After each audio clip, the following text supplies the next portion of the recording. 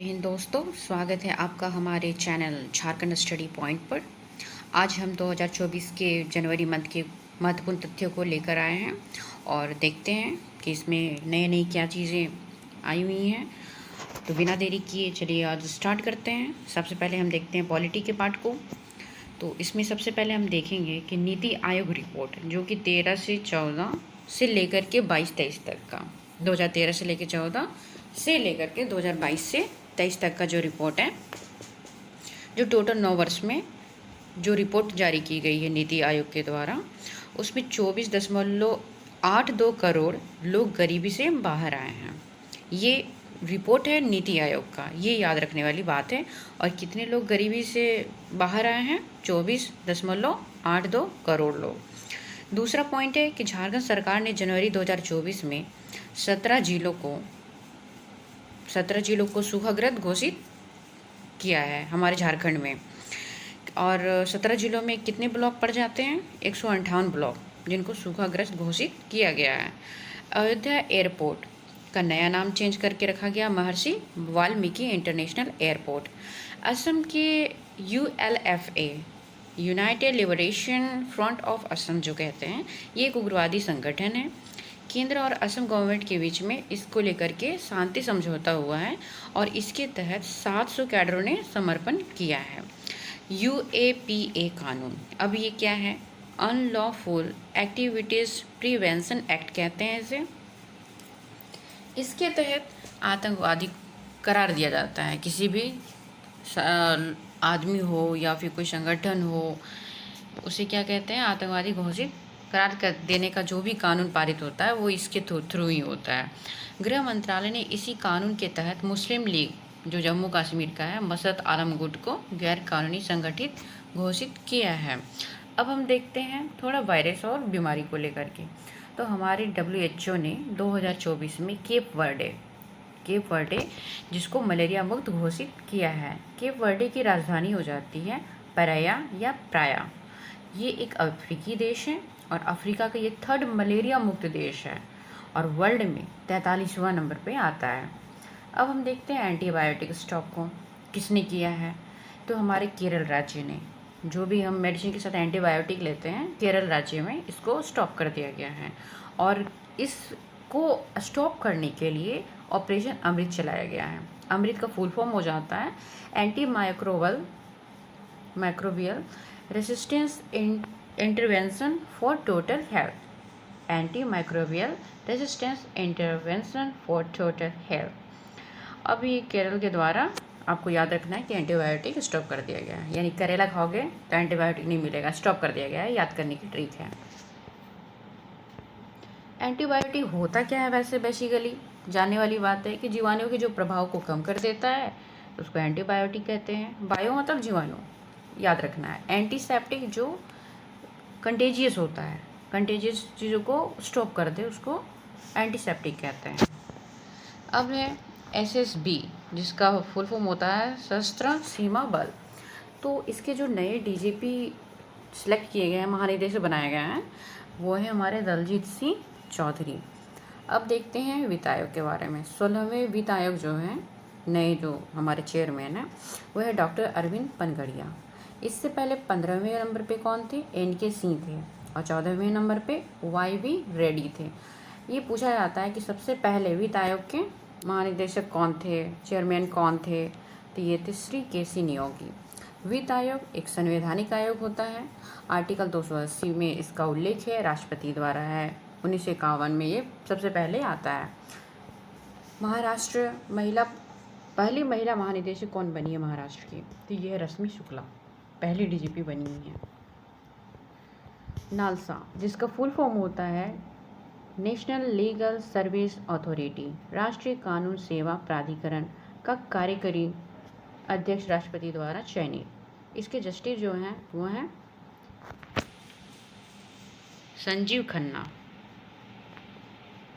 अब इकोनॉमिक्स का पार्ट देखते हैं। फोर्ब्स रिपोर्ट जो कि स्ट्रॉन्ग करेंसी किसको घोषित किया है? कुवैती दिनार को 2024 के लिए। हमारा कुवैती दिनार जो है वो सबसे स्ट्रॉन्ग करेंसी है।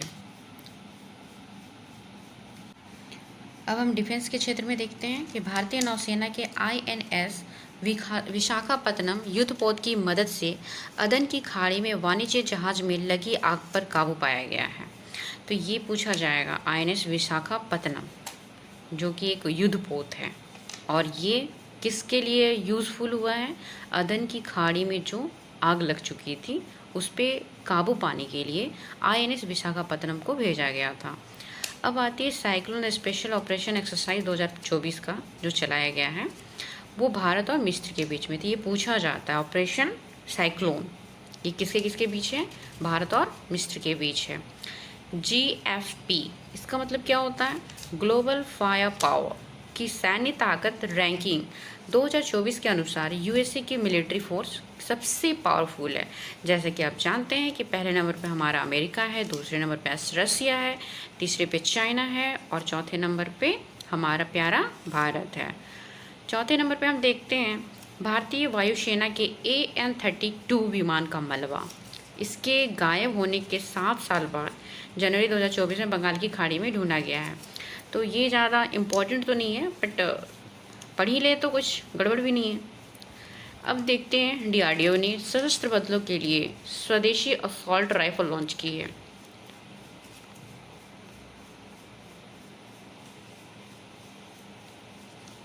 DRDO ने किसके लिए स्वदेशी असॉल्ट राइफल लॉन्च की है? सशस्त्र बलों के लिए, और ये इसका नाम है उग्रम। ये 500 मीटर तक की रेंज की है, 4 kg से कम का भार ये कैरी कर सकता है, 20 राउंड्स के हैं ये। अब देखते हैं हम 6 नंबर पे क्या है।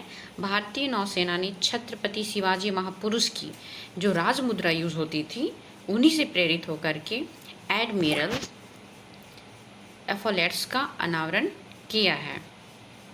अब हम कुछ इवेंट्स के बारे में देख लेते हैं, जैसे कि 26 जनवरी 2024 का जो हमारा गणतंत्र सेलिब्रेशन था वो 75वें नंबर का था, जिसका थीम था विकसित भारत और भारत लोकतंत्र की मातृका। इसके जो हमारे अतिथि थे वो थे इमैनुअल मैक्रो जो कि फ्रांस के राष्ट्रपति हैं, वो भी 6 नंबर के हैं। फ्रांस पैरेड में शामिल हुआ था, वहाँ की टुकड़ियाँ भी शामिल हुई थी। 16 स्टेट प्लस UT प्लस 9 मंत्रालय जो थी इस गणतंत्र दिवस में भाग लिए थे, और बेस्ट का जो झांकी का अवार्ड मिला था वो संस्कृति मंत्रालय को मिला था। फिर हम देखते हैं एशिया का सबसे बड़ा विमानन जो कि एक्सपो है विक्स इंडिया 2024 का, और ये आयोजित हुआ था हमारा हैदराबाद में। फिर है 9वें नंबर का फल के पग्गा हॉर्नबिल फेस्टिवल। तो ये पूछा जाता है कि पक्के पग्गा हॉर्नबिल फेस्टिवल कहाँ मनाया जाता है? तो आपको याद रखना है अरुणाचल प्रदेश, और हॉर्नबिल बोलेगा तो नागालैंड, आपको कंफ्यूज नहीं करनी है। फिर आती है हमारी इंडियन साइंस कांग्रेस। ये क्या है? इसके 109वां संस्करण को स्थगित कर दिया गया था। अब हम देखते हैं कुछ प्ले और गेम्स ही। एशियाई मैराथन चैंपियनशिप 2024 जो जीता है गोल्ड मेडल, उनका नाम है मानसी। ग्रैंड स्लैम जीतने वाले सबसे उम्र दराज में हैं जो कि आपको पता है रोहन बोपन्ना जी हैं। ICC श्रीलंका पर लगाया प्रतिबंध हटा दिया गया है। खेलो इंडिया यूथ गेम्स के 6ठे संस्करण का उद्घाटन जो है हमारे मोदी जी ने किया है। शुभंकर इसका है वीरा मंगई। तमिलनाडु के 4 शहरों में आयोजित किया जाएगा, चेन्नई, त्रिची, मदुरई, कोयम्बटूर। और 3rd टाइम्स डकार रैली जीतने वाले हैं कार्लोस सैंज। ICC की पहली महिला जो नेचुरल है तटस्थ अंपायर बनी हैं सू रेडफर्न बनी है। 7वें नंबर पे देखते हैं हम 9वें एशियाई शीतकालीन खेल 2025 का जो आधिकारिक नारा है उस नारे का नाम है dream of venture love among Asia, जिसका शुभंकर है बिन बिन और निनी। साइबेरियन है ये शब्द, जिसका शाब्दिक अर्थ होता है बाघ शावक। बिहार गवर्नमेंट ने जनवरी 2024 में पहली बार अलग खेल विभाग बनाया है। ये विभाग बिहार स्पेशल के लिए इम्पॉर्टेंट हो जाता है। अब आता है IOA के न्यू CEO कौन है? तो रघुराम लैयर है, और IOA की फुल फॉर्म तो आपको पता ही होगी, इंडियन ओलंपिक एसोसिएशन। अब हम कुछ अवार्ड्स को लेकर देखते हैं। जैसे कि 69 फिल्म फेयर अवार्ड किसको मिला है? 12 फेल को मिला है। पद्म अवार्ड 2024 किसको मिला है? ये टोटल 132 लोगों को मिला है, ये याद रखना है, जिसमें से 5 पद्म विभूषण घोषित हैं। और ये 5 पद्म विभूषित जो लोग हैं टोटल 5 हैं, जिसमें से एक जो जीवित हैं उनमें से मिला है 5 पद्म विभूषण घोषणा में है वैजयंती माला, जिनको आर्ट में मिला है और ये तमिलनाडु से बिलोंग करती हैं। फिर है कॉनिडेला चिरंजीवी, ये भी आर्ट से संबंधित रखते हैं, ये आंध्र प्रदेश से बिलोंग करते हैं। तीसरे नंबर पे आ जाता है एम वेंकैया नायडू, जो कि पब्लिक अफेयर के लिए हैं और ये भी आंध्र प्रदेश से ही बिलोंग करते हैं। चौथा है बिंदेश्वर पाठक, जिनको मरणोपरांत मिला है और ये समाज कार्यकर्ता थे, ये बिहार से रिश्ता रखते हैं और ये बिहार वाले के लिए ये ज़्यादा इम्पोर्टेंट हो जाता है। फिर आता है पद्म सुब्रमण्यम, इनको भी आर्ट एंड कल्चर के लिए मिला है, ये भी तमिलनाडु से बिलोंग करते हैं। फिर दूसरे नंबर पर हम देखते हैं कि पद्म भूषण जो है वो 17 लोगों को मिला है। पद्मश्री 110 लोगों को मिला है। तो याद रखना है कि पद्म अवार्ड 2024 में टोटल 132 लोगों को मिला है। अब हम बात करते हैं थोड़ी भारत रत्न की। भारत रत्न 2024 में देखते हैं, भारत का जो सर्वोच्च सम्मान है 1954 में ये गठित की जाती है। इसमें याद रखना है कि जो भारत रत्न 2024 में मिली है उसमें से 4 लोग ऐसे हैं जिनको मरणोपरांत मिला है और एक हैं जिनको जीवित अवस्था में मिला है और वो है हमारे लाल कृष्ण आडवाणी। तो सबसे पहले बात कर लेते हैं कर्पूरी ठाकुर जी का, जिनका संबंध बिहार से है। इन्हें जननायक भी कहा जाता है। 2 बार बिहार के ये 11वें सीएम रहे हैं। इनको मरणोपरांत मिला है। मनोकंबो संवेशिवन स्वामीनाथन, यानी MS स्वामीनाथन, कभी कभी ये पूछ लिया जाता है। MS स्वामीनाथन जी का फुल फॉर्म क्या है MS का? तो मनकोंबो शंबा शिवन, ये हरित क्रांति के जनक है भारत में, मरणोपरांत इनको मिला है। फिर है पामुल पर्थी वेंकट, जो कि PV नरसिम्हा राव हैं, इनका भी नाम पूछ लिया जाता है, शॉर्ट फॉर्म जो दे दिया जाता है। ये भारत के 9वें PM थे 1991 से लेकर 1996 तक, मरणोपरांत मिली हुई है। भारत की विदेश नीति को रिसेट किया था इन्होंने। USA से संबंध इनका सुधारा गया, मतलब USA से इन्होंने संबंध सुधारा था भारत का। इजराइल के साथ संबंध स्थापित किए थे उस समय। फिर आती है हमारी प्रसिद्ध उपन्यास जो है इनकी वेई पदगालू है, जिनका हिंदी में ट्रांसलेट किए थे सहस्त्रफान, और सहस्त्रफान के द्वारा हिंदी में प्रकाशित किया गया था। 73वें व 74वें जो हमारे CA अधिनियम बनाए इन्होंने, 73-74वां CA अधिनियम के तहत पंचायती राज संस्थानों और शहरी स्थायी स्थानीय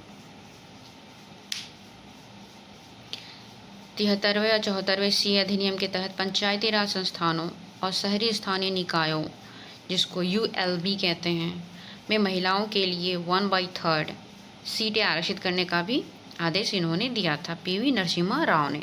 अब देखते हैं चौथा लाल कृष्ण आडवाणी, जो कि इंडियंस हैं और 7th PM थे भारत के, BJP से बिलोंग करते हैं। इनको ये जीवित हैं अभी। चौधरी चरण सिंह, जिनके चरण कभी पड़े नहीं लोकसभा में, इंडिया के 5वें नंबर के प्रधानमंत्री थे, UP के पूर्व CM भी रह चुके हैं। अब देखना है कुछ पॉइंट्स हैं। एक वर्ष में मैक्सिमम 3 पुरस्कार देने का प्रावधान था। भारत रत्न के लिए एक दिशा निर्देश है। ये नियम को पहली बार 1999 में तोड़ा गया, जब 4 प्राप्तकर्ताओं को पुरस्कार प्रदान किया गया। तो उस समय थे जयप्रकाश नारायण, अमर्त्य सेन, गोपीनाथ बरदलोई, रविशंकर। फिर 2024 में नियम फिर से तोड़ा गया, जब 5 प्राप्तकर्ताओं को पुरस्कार से सम्मानित किया गया। अब देखते हैं कि कौन जो अवार्ड्स होते हैं पद्म के, उसमें सबसे ग्रेटेस्ट कौन होते हैं, देन कौन होते हैं, फिर कौन होते हैं। तो सबसे जो ग्रेटेस्ट होता है वो भारत रत्न है, then Padma Vibhushan, then Padma Bhushan, then Padma Shri. अब झारखंड से हम देखते हैं कि झारखंड से पद्मश्री प्राप्तकर्ता कौन है। तो ये उमा महेश्वरी हैं, जिनका संबंध कला के क्षेत्र से है। दूसरा है चामी मुर्मू, जिनका संबंध सोशल वर्क से है, सोशल वर्क कराएंगे।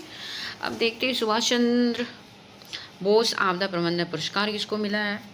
तो ये मिले हैं हमारा एक प्रबंधन पुरस्कार है 60 पैराशूट फील्ड अस्पताल को मिला है, जो कि उत्तर प्रदेश में है।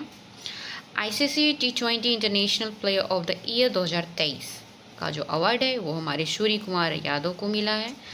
स्वच्छ सर्वेक्षण पुरस्कार 2023 1 लाख से ज़्यादा वाले शहर आबादी वाले को मिला है, जिसमें आ जाते हैं हमारे इंदौर और सूरत। ये 7वीं बार इन लोगों को मिली हुई है।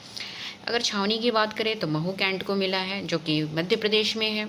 स्वच्छ गंगा शहर में अगर बात की जाए तो वाराणसी को मिला है।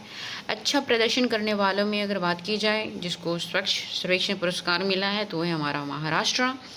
अब देखते हैं मेजर ध्यानचंद खेल रत्न अवार्ड 2023 के विजेता कौन है। तो बैडमिंटन प्लेयर्स में देखें तो चिराग चंद्रशेखर शेट्टी, जो कि महाराष्ट्र से हैं। दूसरे हैं सात्विक साईराज रंकी रेड्डी, जो कि आंध्र प्रदेश से बिलोंग करते हैं। इन दोनों को ही बैडमिंटन प्लेयर हैं ये, और मेजर ध्यानचंद खेल रत्न अवार्ड मिला है। अब है Dhyan Chand life time achievement award 2023। ये मिला है मंजूषा कंवर को, कविता सेल्वराज को, विनीत कुमार शर्मा को। टोटल 3 लोग हैं जिनको Dhyan Chand life time achievement award 2023 मिला है। अर्जुन पुरस्कार 2023 ये 26 लोगों को मिला है। बस इतना ही काफ़ी है याद करने के लिए। Dronacharya award for outstanding coach के लिए मिला है 2023 में। ये मिला है ललित कुमार को, RB रमेश को, महावीर प्रसाद रसायनी को, शिवेंद्र सिंह को, गणेश प्रभाकर को, देवरुकर को। उत्कृष्ट कोच 2023 लाइफ टाइम श्रेणी के लिए द्रोणाचार्य मिला है। ये जो अच्छे मैं देख रही थी स्टार्टिंग में, द्रोणाचार्य अवार्ड जो आउटस्टैंडिंग कोच है वो रेगुलर बेसिस पे दिया गया है। अब हम उत्कृष्ट कोच जो है वो लाइफ टाइम श्रेणी के लिए दिया जाता है, जिसमें हम देखते हैं जसकिरत सिंह ग्रेवाल, जो कि गोल्फ से बिलोंग करते हैं, इनको मिला है उत्कृष्ट कोच का। फिर है भास्करन, एक कबड्डी से ये बिलोंग करते हैं। जयंत कुमार पुशीलाल, जो कि टेबल टेनिस के कोच हैं। अब देखते हैं गुरु नानक देव यूनिवर्सिटी अमृतसर को कौन सा अवार्ड मिला है। को मौलाना अबुल कलाम आज़ाद, जिसको माका कहते हैं, माका ट्रॉफी 2023 मिली है। फिर आती है नवोदित और युवा प्रतिमा की पहचान और प्रशिक्षण कैटेगरी में राष्ट्रीय खेल प्रोत्साहन पुरस्कार 2023 प्रदान किया गया है। किसको किया गया है? नवोदित और युवा प्रतिमा की पहचान और प्रशिक्षण कैटेगरी में मिला है। ये है हमारे जैन डीम्ड यूनिवर्सिटी, और ये कहाँ है? बेंगलुरु में है। अब देखते हैं कारपोरेट सामाजिक उत्तरदायी के माध्यम से खेलों को प्रोत्साहन कैटेगरी में राष्ट्रीय खेल प्रोत्साहन पुरस्कार 2023 किसको मिला है? OMC, हम लोग बोलते हैं ना OMG, तो जी की जगह C लगा देनी है। तो ये मिला है ओडिशा माइनिंग कॉरपोरेशन लिमिटेड को मिला है। क्या मिला है? सामाजिक उत्तरदायित्व के माध्यम से खेलों को प्रोत्साहन कैटेगरी में राष्ट्रीय खेल प्रोत्साहन पुरस्कार मिला है 2023 का। संगीता कलानिधि पुरस्कार 2023 ये मिला है बॉम्बे जय श्री को। अब हम जरा देखते हैं साइंस एंड टेक से। चांद पर स्पेसक्राफ्ट की सफल सॉफ्ट लैंडिंग करने वाला हमारा 5वां देश कौन बन गया है? जापान। आदित्य L1 जो लैंग्वेज पॉइंट पर हमारा L1 पर गया है, सबको पता है ये चीज़। आदित्य L1 लॉन्च कब हुआ था? 2 सितंबर 2023 को लॉन्च हुआ था। और किससे भेजा गया था? PSLV C57 से। इनके जो प्रोजेक्ट डायरेक्टर हैं वो है निगार शाह जी। और इस पे कितने उपकरण लगे हुए हैं? टोटल 7 उपकरण लगे हुए हैं। अब देखना ये है कि न्यू स्पेस इंडिया लिमिटेड, जिसका ये इसरो के द्वारा है, जिसैट N2 को लॉन्च किया हमारा इसरो ने। अब स्पेस एक्स के फाल्कन 9 की मदद से लॉन्च करने की घोषणा की है। ये स्पेस के फाल्कन 9 की मदद से लॉन्च करने की घोषणा की गई है स्पेस एक्स को। अब देखना USA ने लॉन्च किया है। क्या लॉन्च किया है? X-37B। X-37B ये क्या है? एक रहस्यमय स्पेस क्राफ्ट है। जिसका कोड नाम है USSF-52। फिर आता है एक्सपोसेट। ये क्या है? इंडियाज़ फर्स्ट एक्स-रे पोलरोमीटर उपग्रह जो ब्लैक होल न्यूट्रॉन स्टार की जानकारी प्रदान करेगा। भारत जो है हमारा भू खुफिया जानकारी जुटाने के लिए 5 साल में 50 सैटेलाइट लॉन्च करने की योजना बना रहा है। जब योजना बना रहा है तो आइए कुछ योजनाओं के बारे में जानें। योजना 2024 का जनवरी में पहला है प्रधानमंत्री सूर्योदय योजना। इसके तहत 1 करोड़ घरों पर रूफटॉप सोलर सिस्टम लगाने की योजना बनाई गई है। देश का लंबा पुल जो कि अटल बिहारी वाजपेयी सेवरी पुल है, जो कि सेवरी से लेकर नहास रोवा तक कनेक्ट करेगा, और ये कहाँ है? मुंबई में। लक्षद्वीप में 1156 करोड़ रुपए की परियोजनाओं का उद्घाटन और शिलान्यास हमारे पीएम मोदी जी के द्वारा किया गया है। अब हम कुछ इंटरनेशनली देख लेते हैं। NAM, जिसका फुल फॉर्म होता है नॉन अलाइंड मूवमेंट, जो कि गुटनिरपेक्ष आंदोलन है। इसमें सदस्यों का जो 19वां शिखर सम्मेलन हुआ है वो हुआ है कंपाला। कंपाला कहाँ है? युगांडा में। और भारत की तरफ से जिन्होंने प्रतिनिधित्व किया वो है हमारे प्यारे जयशंकर जी, जो कि विदेश मंत्री हैं।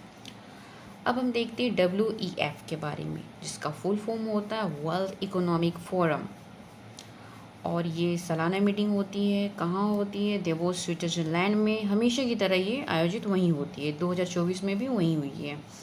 इसकी थीम जो है रीबिल्डिंग ट्रस्ट है, यानी विश्वास का पुनर्निर्माण करना है।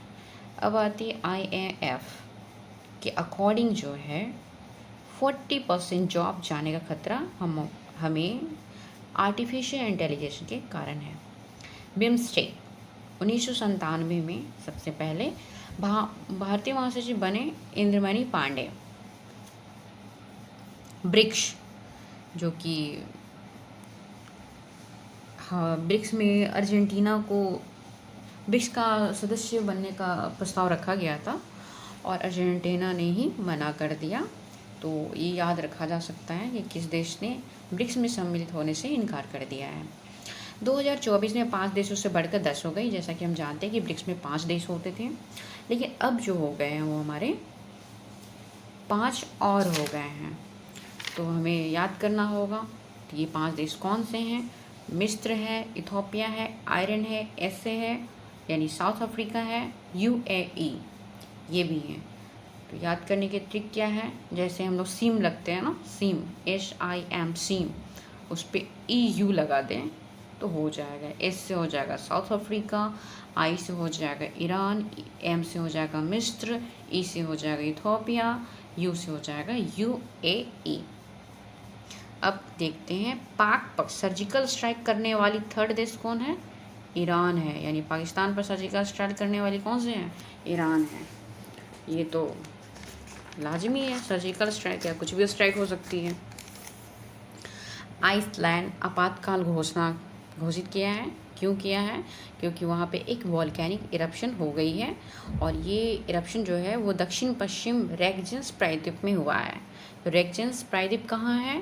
तो ये हमारा है आइलैंड पे। अब हम देखते हैं आइसलैंड की जो कैपिटल है वो क्या है? रिक्याविक है। अब हमारे भूटान जो प्यारा देश है बगल में भारत से, तो वहाँ के जो PM नए बने हैं उनका नाम है सेरिंग तोब्गे।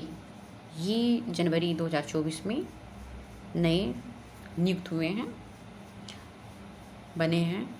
माउंट लेवटाबी लाका लाकी, ये तो कुछ बहुत इंटरेस्टिंग नाम लग रहा है, लाका लाकी। तो ये ज्वालामुखी है इंडोनेशिया का। हाल ही में ये यहाँ भी थोड़ा ज्वालामुखी इरप्शन हुआ है। अब कुछ पर्यावरण से देख लेते हैं। सिक्किम, जो कि भूरे भालू की प्रजातियों के लिए वहाँ पाई गई है सिक्किम में। 1 लाख, अब 2023 जो हमारा 2023 है, 1 लाख साल में सबसे ज़्यादा सबसे गर्म साल घोषित होता है। अब ये कैसे घोषित किया जाता है, देखते हैं। Copernicus climate change service report के अकॉर्डिंग ये साबित हुआ है कि हमारा 2023 था बहुत ही गर्म साल था। अब कुछ हम देखते हैं ऐतिहासिक स्थल के बारे में। ऐतिहासिक स्थल में आ जाते हैं। सबसे पहले अयोध्या मंदिर, जो कि नागर शैली में बनी है। इनके मूर्तिकार अरुण योगीराज हैं। ये 3 अरब साल पुरानी चट्टान को काट कर बनाई गई है, जिसके वास्तुकार है चंद्रकांत सोमपुरा और आशीष सोमपुरा। इनकी जो कंपनी है वो लार्सन एंड टुब्रो है। अब बात कर लेते हैं स्टैचू ऑफ सोशल जस्टिस की। स्टैचू ऑफ सोशल जस्टिस जो है ये डॉक्टर भीमराव अम्बेडकर की है और ये 206 फीट की है। कहाँ पर स्थापित की गई है? आंध्र प्रदेश के विजयवाड़ा में। अब कुछ किताबों को लेकर आते हैं। Gandhi a life in 3 campaign, ये किनका है? MJ अकबर का है। याद रखना है कि MJ अकबर की जो किताब है वो है Gandhi a life in 3 campaign.